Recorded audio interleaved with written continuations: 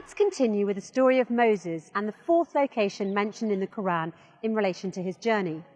After Moses settled and had a job and wife in Madian, he stayed there for a long time, but he was determined to go back to Miz. As he was on his way to Miz with his family, he reached the valley of Torah, where God called him, "Verily I am thy Lord, therefore in my presence put off thy shoes, thou art in the sacred valley Torah."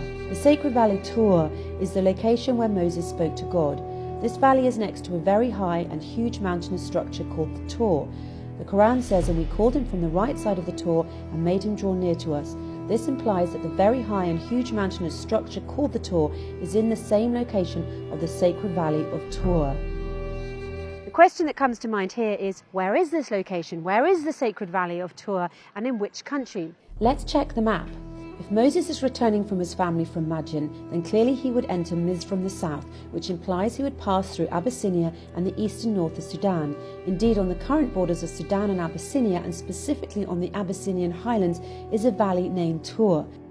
You can find this information in the book of James Bruce, a Scottish explorer who was the first to follow the Blue Nile from its source until it meets the White Nile. On the 29th of November 1772, Bruce arrived in Aswan and published his book, Expeditions to Discover the Sources of the Nile between 1769 and 1773.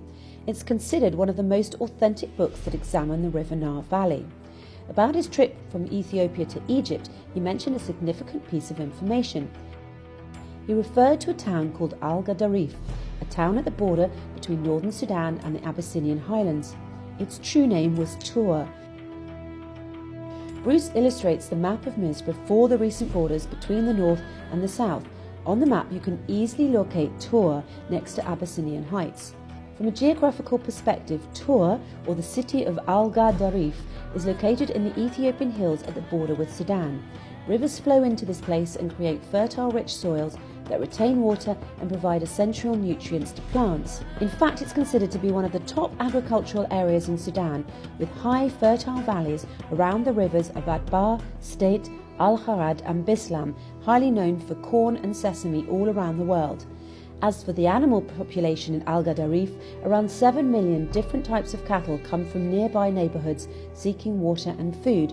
God describes this area in the Quran as the blessed spot. The blessing refers to the diversity of the rivers, agricultural crops, trees and food, which applies to the city of Al-Gadarif.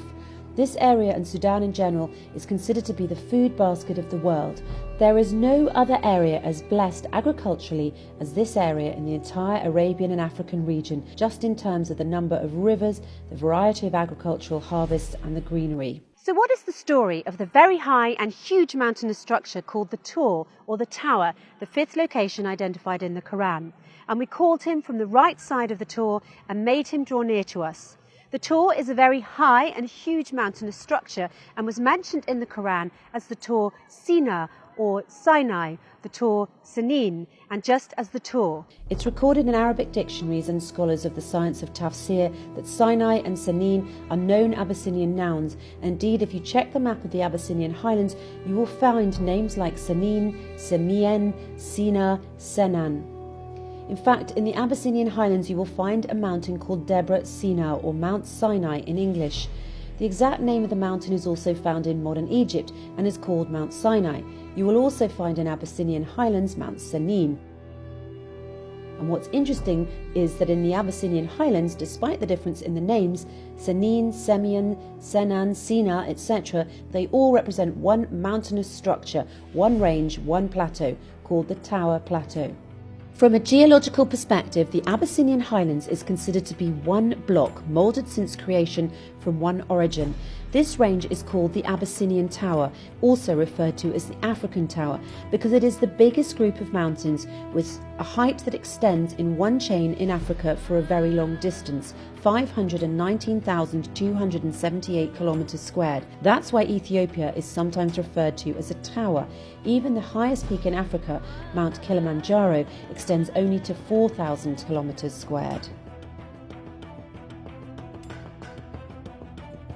The Abyssinian Heights has been referred to as the African Plateau or the African Roof, with different heights exceeding 4,000 metres to a maximum of 4,500 metres. As for the Sinai or Sina mountain in modern Egypt, Its average height is only 2,300 metres, and the area of Sinai altogether is 61,000 kilometres squared. Most importantly, the Sinai that you know today in modern Egypt was not called Sinai in the time of Moses and the Pharaoh. It was called Mafkat, which means the land of turquoise. Also, the so-called Mount of Tor in Sinai in modern Egypt was then called Retho. There is no single evidence of the usage of the name Senin or Sinai for any of the mountains in the turquoise land that was later named Sinai or Sina. The Quran has to refer to known nouns with the real names as they were used at the time, and there is no mention of Mafkat or Retho in Moses' story. What was referred to in the story was the Tor Senin and the Tor Sina, which are known nouns from an Abyssinian origin, as documented in the authentic Arabic dictionaries and as illustrated by scholars of tafsir. Let's get back to the terminology that describes the Abyssinian highlands as the Tower Heights. The word tower simply means the highest location from which you can see across the largest possible landscape around you. There's nothing as high and nothing as big as this spot in all of the Arabian and African region. To further simplify this, the word tower originally comes from tour in Arabic. The word tower in French is tour, in Spanish it's torre, in Italian also torre, and in German it's Turm. It's clear they all come from the same word, the Arabic word tour. Of course, this is no coincidence, because if you look in the Oxford English Dictionary, you'll find that the origin of tower is Tor. It's also worth noting that there's another name for the Abyssinian highlands, that is, the water tower. This is because it is the water source of the River Nile Valley for all this region, south from Abyssinia, north and east from Sudan, and all the way to the Mediterranean. When God swears by the Tor, then he swears by the Abyssinian highlands, or the so-called water tower, the source of the water of the River Nile, referred to as Al-Bahr al-Major, or the large body of water kept filled in Quran. Yes, the River Nile is Al-Bahr al-Major, or the large body of water kept filled. Let me clarify this one too. What is the meaning of Al-Bahr al-Major? It means the sea that gets full until it floods, and as we know, the flood is a main characteristic of the River Nile.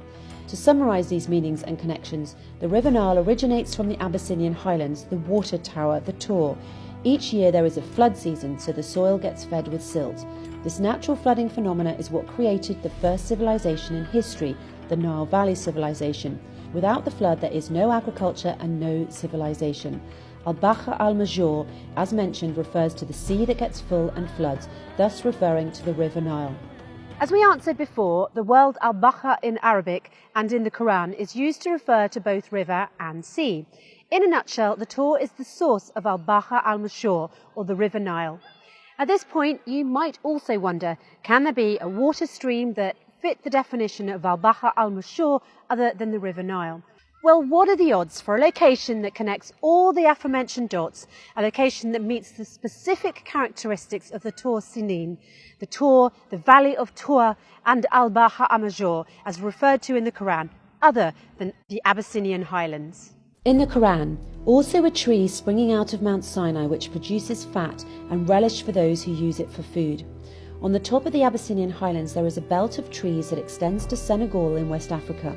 It's called the trees of sheer butter that grows only on the equator, and their fruits contain butter that has an ivory colour. The sheer butter trees only grow in Africa on their own accord without interference by humans. They're a blessing from God to the Africans. They support the people in their lives so they can use them in their nutrition, as a medicine, and to protect their bodies from the heat of the sun. The sheer butter tree is also called the tree of life. It's a source of income for Abyssinian and African women because women in Africa are the ones who gather the sheer fruit, wash and dry it, and grind the seeds to extract the butter. This tree has an extended lifespan, producing fruits for more than 400 years. Compared to other trees, this is a very long time. For example, an apple tree lives for 45 years at most. The belt of sheer butter trees covers an area of more than 3.7 million square kilometres. It's the longest belt of trees on Earth. Some tafsir scholars explain the verse, also a tree springing out of Mount Sinai which produces fat and relish for those who use it for food, as referring to the olive tree and the olive oil that comes from that.